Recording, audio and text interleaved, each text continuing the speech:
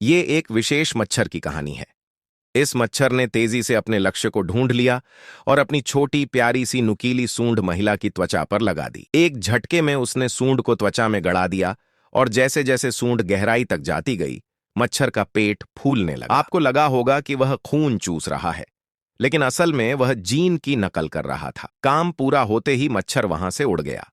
उसने छोटी धाराओं को पार किया, झरनों को लांघा और जंगल के गहरे हिस्से की ओर उड़ चला। वहीं महिला सूरज की गर्मी का आनंद लेते हुए पूरी तरह अनजान थी कि एक बड़ा खतरा उसके करीब आ रहा है। मच्छर पहाड़ों की गहरी घाटी में एक डरावने गुफा तक पहुंचा। वहां उसने एक पत्ते पर आराम किया, लेकिन अब कुछ भयानक होने वाला था।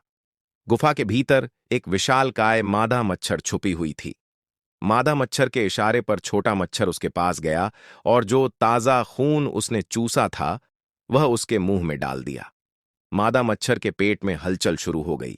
खून उसके शरीर में फैलने लगा और उसमें से अनगिनत छोटे छोटे कण निकलने लगे। ये कण लाल रक्त कोशिकाओं से चिपक गए और उनके अंदर घुस गए। कुछ ही पलों में वे बदलने लगे। धीरे धीरे एक मानव जैसी दिल की धड़कन बनने लगी। दिल की धड़कनें पूरे शरीर में रक्त प्रवाह बढ़ाने लगीं। फिर रीढ़ की हड्डी, दिमाग, हाथ पैर और कान बनने लगे। अंत में एक भयानक जीव ने जन्म लिया। मादा मच्छर के पेट से यह राक्षस बाहर निकला। उसकी डरावनी चीखें घाटी में गूंजने लगीं। महिला, जो अब तक शांत थी, डर के मारे जाग गई। उसे एहसास हुआ कि मच्छर ने उसका खून चूसा था। वह जल्दी जल्दी अपना सामान समेटने लगी, लेकिन तभी उसके पीछे हलचल हुई। वह झील के हिलते पानी को देखकर डर गई। जैसे ही वह पलटी,